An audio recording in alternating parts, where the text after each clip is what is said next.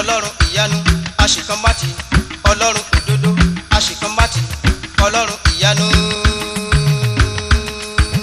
mímọ́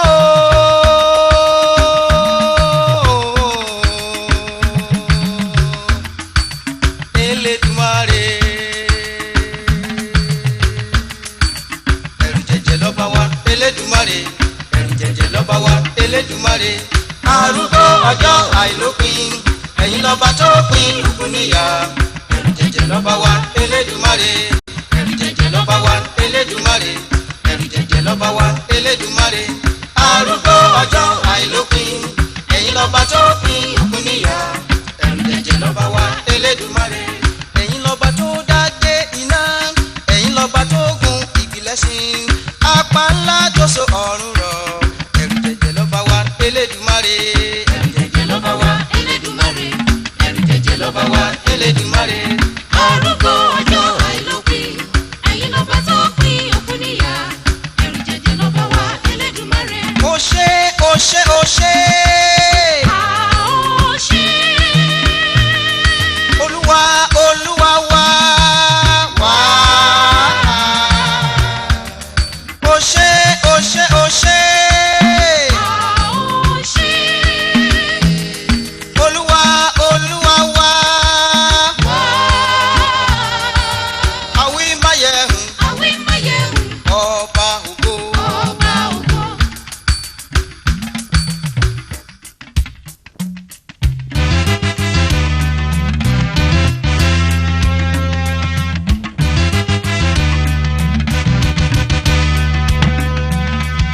ọba tó gbà mí là mo gbé ọ̀gá ọba tó wò mí sàn. mo gbé ọ̀gá fìyìn f'Olúwa fìyìn f'Olúwa fìyìn f'Olúwa ìwọ ọkàn mi fìyìn f'Olúwa fìyìn f'Olúwa fìyìn f'Olúwa ìwọ ọkàn mi. O Lord my God, how excellent is thy name in all the earth, how excellent is thy name.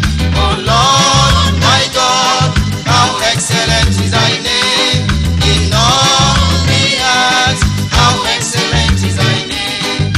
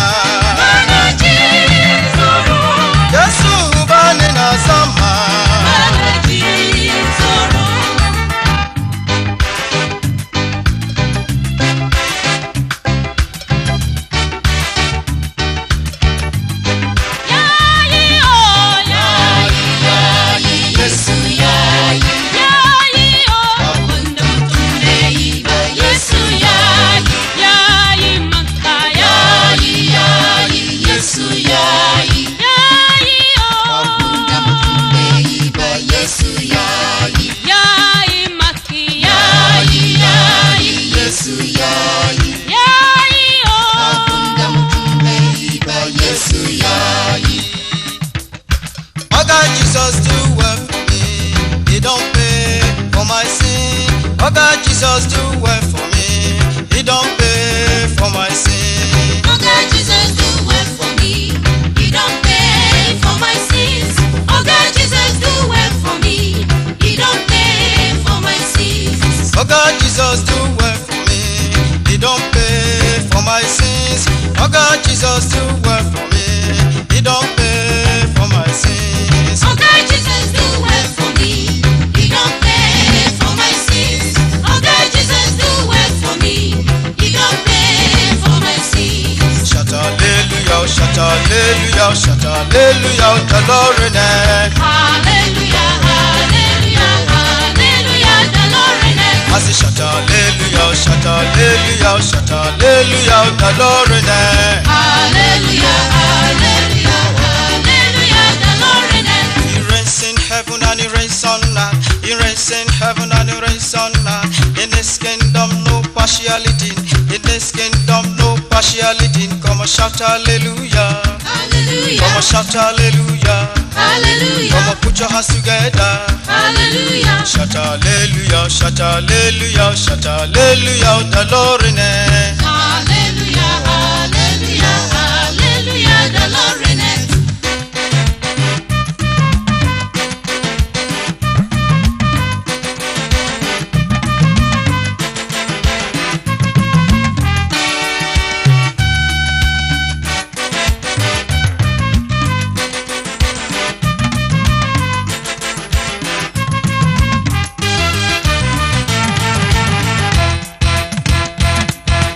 No matter how rough the road, no matter situation you are, tell it to Jesus alone. No matter how rough the road, No matter situation you are, tell it to Jesus alone. Tell it to Jesus alone. Tell it to Jesus alone. No matter situation you are, tell it to Jesus alone. No matter how rough the road, no matter situation you are, tell it to Jesus alone. Papa may forget, your mama may forget. Papa may forget, your mama may forget. No matter situation you are, Jesus will never forget. No matter how rough the road, tell it to Jesus alone. No matter how rough the road, No matter situation you are, tell it to Jesus alone. I'm a troublemaker, making trouble, against kingdom of Satan, making trouble, against rulers of darkness, trouble in the morning, I say trouble in the night. Anytime I'm praying to God, Satan is in trouble, demon is in trouble. No matter situation you are, tell it to Jesus alone. No matter how rough the road, no matter situation you are, tell it to Jesus alone. Sometimes ago, early in the morning, a man of God praying to the Lord with a agony rolling on the rock. That is the sign of intercession in prayer. To the prayer, you can talk to God. To the prayer, claim your blessing. To the prayer, claim your victory. Marching on to the prayer. Moving forward to the prayer. No matter situation you are, tell it to Jesus alone. Yeah. No matter How rough the road, no matter situation you are, tell it to Jesus alone. No matter how rough the road, no matter situation you are, tell it to Jesus alone.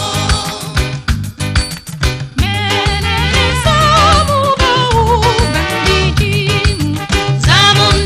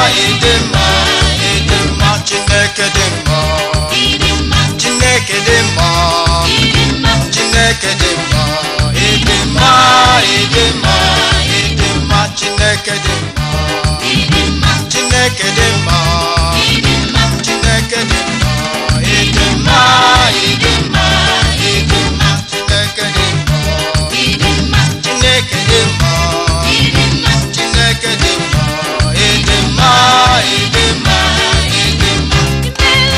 Imela, imela ọkaka, imela Chineke, imela onye ọma, imela, imela, imela